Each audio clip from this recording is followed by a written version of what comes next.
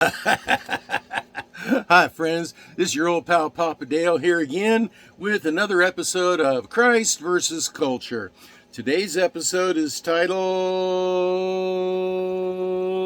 Christian Exclusivity. Subtitle Lies, Liars, and Damn Lies. And there are a lot of those around, both liars and lies. So, this is the video series that's based on 1 John 2:15, which says, "Love not the world, neither the things that are in the world. Though if any man love the world, the love of the Father is not in him." That means loving in terms of preference. Jesus Christ needs to be the highest priority in your life. There are two purposes for recording these videos. One, to provide a body of educational content for the Christian community today. Two, to provide that same body of educational content for folks who are left behind after the rapture. It's my hope that the Holy Spirit will lead people to these lessons and it will help them in understanding the Bible and what's going on in the world around them. Who am I? Well, I'm Papa Dale, and I am a retired pastor, teacher, theologian, chaplain, evangelist, a lot of things I've done in my 50 plus years of service to the Lord Jesus Christ, even been the chief cook and bottle washer from time to time. And you need to know and should want to know a little bit of something about anyone who says they're going to teach some Bible to you. Why? Because the Bible says that many false teachers will arise in the end times. You don't want to be listening very much to a false teacher. So there's two ways that I know of that you can decide whether a teacher is true or false. One, know something a little bit about their background, their education, where they went to school, the churches they served in, their family life, and so forth.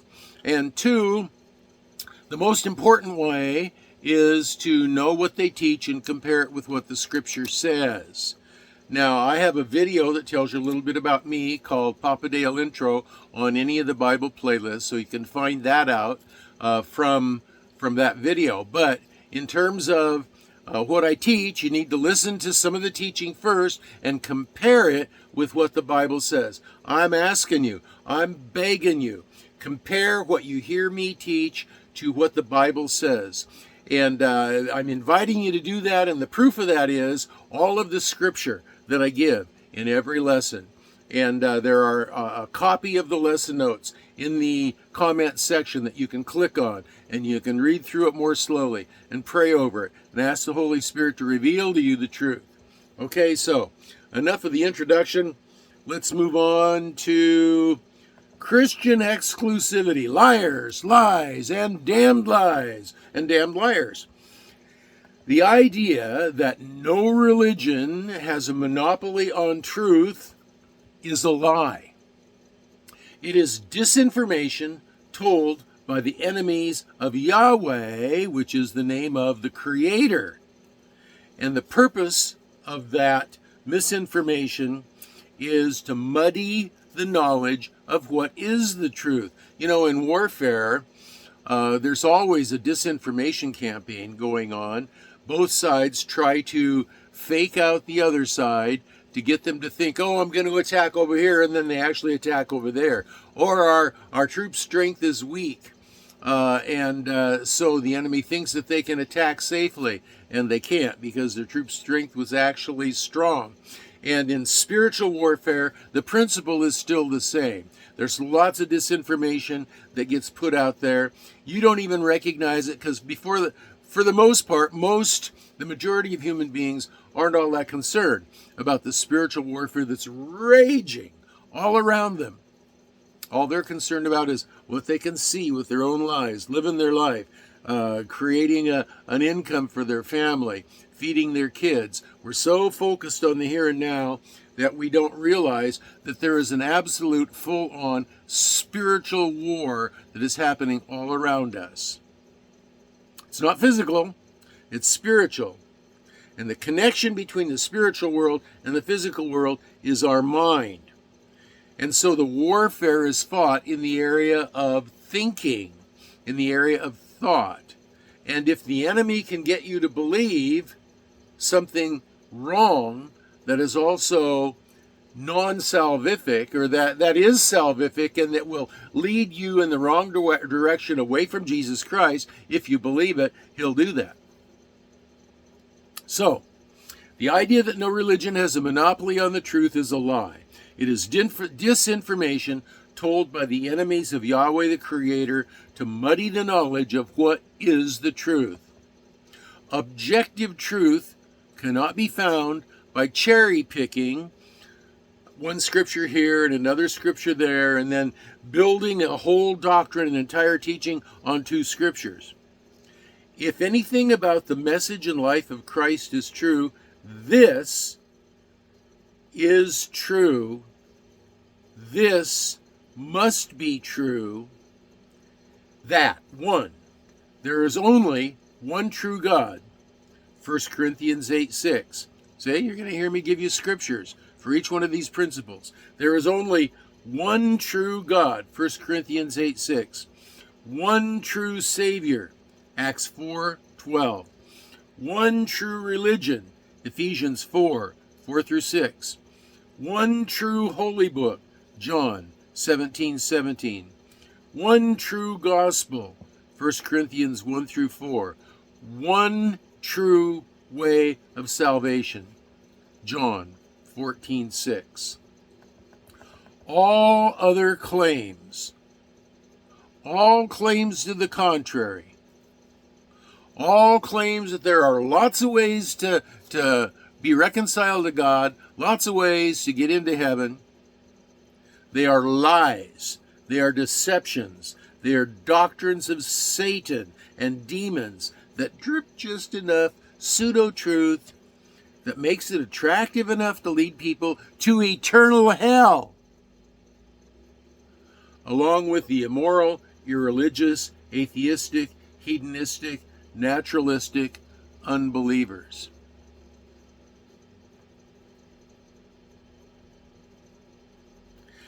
Here's the deal, my friends.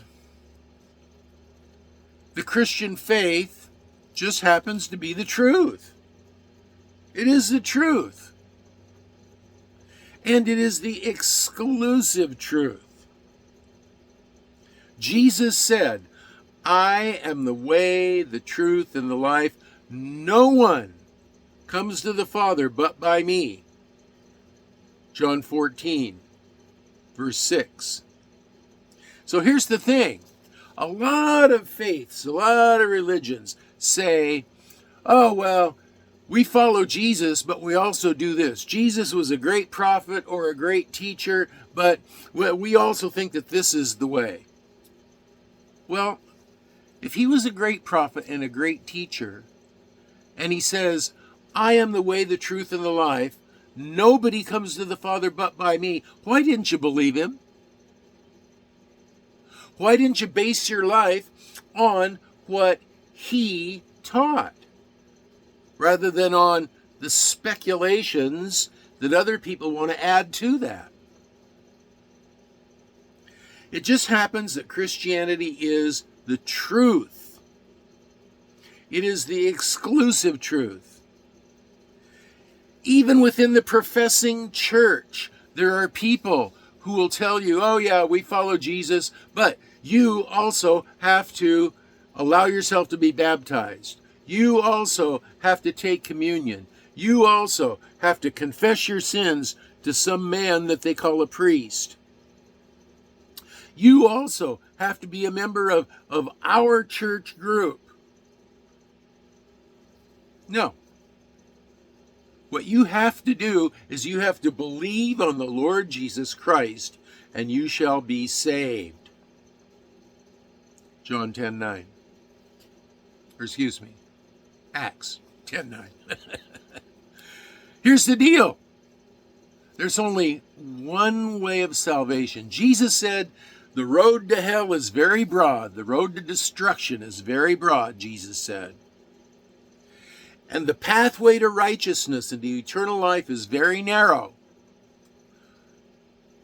What that means is, if you just do what your sinful heart allows you to do or leads you to do. You satisfy your flesh. You live a life of pleasure and hedonism but in the back of your mind somewhere you've got Jesus in a closet, and you say to yourself, oh yeah, I believe in Jesus somewhere back here, and it doesn't really affect your life. That is the broad way to hell that Jesus talks about. The narrow way is when you commit your life to the Lord Jesus Christ. Jesus said, if any man wishes to follow me, he must take up his cross, crucify his flesh, he must take up his cross, and follow me. Not listen to me sometimes as a prophet, listen to me once in a while as a teacher. You got to follow. Follow. Follow. Follow Jesus. What does it mean to follow someone? If you're following somebody through the woods, you're walking the same path. You're not going away off onto the side trails and, I'll meet up with you on the other side of the river. No, you are following behind them. And Jesus said, follow me. He is the exclusive only way to eternal life, to righteousness, to reconciliation with God. You see, when you were born in sin. Every one of us, you, me, everyone. We're born in sin. We're on the highway to hell. That is our default position in life. You are born loving sin, desiring sin, self-interested, and that puts you on the highway to hell by default. God, in His mercy and in His grace, gives us a detour, one exit, and the sign on the side of the freeway says, exit to Jesus in 2 miles, or whatever it says. But there is only one exit. Don't miss the exit. The religion of Christianity in its pure form is this: the Lord Jesus Christ alone. He is exclusive Lord. He is God become flesh. Jesus, He is human flesh that became God. Christ, He is anointed by Yahweh to be the person who fulfills the responsibility of the wages of sin, taking on Himself our punishment alone. Nothing else can be added. You've got to believe in the Lord Jesus Christ alone. And what is it that you believe about Him? You believe that He lived and was crucified according to the Scriptures.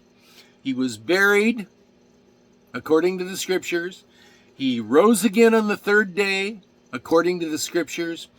And that resurrection was physical. He was seen by 500 plus witnesses as a physical human being in the flesh.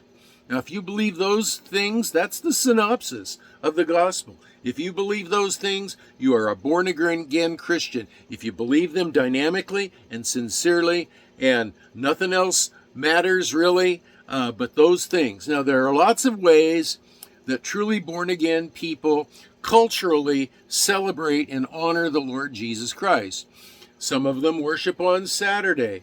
Some of them follow Christ in baptism. Some of them take communion. Some of them don't. Some of them become members of churches. Some of them decide to tithe. You know, there are a lot of things that are culturally acceptable, but they're not salvific.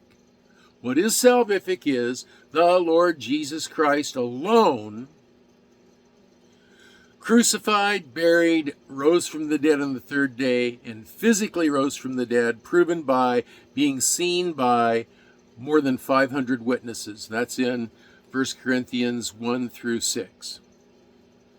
Okay? So, those are my comments on this topic. the exclusivity of Christ, Christian exclusivity. Liars, lies, and damn lies. Don't listen to those liars.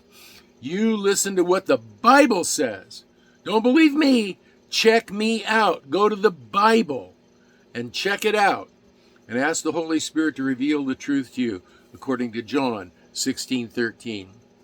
If you have comments, questions, or prayer requests, you can leave them down below. If they're going to be lengthy, take them to my Facebook page. There's a link to that down below. If you want to slow this lesson down and look at the lesson notes, there's a link for that below.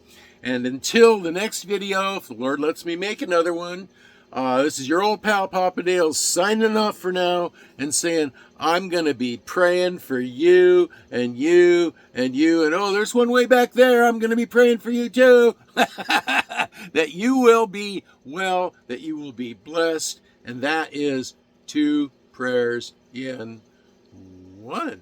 I love y'all. Bye now.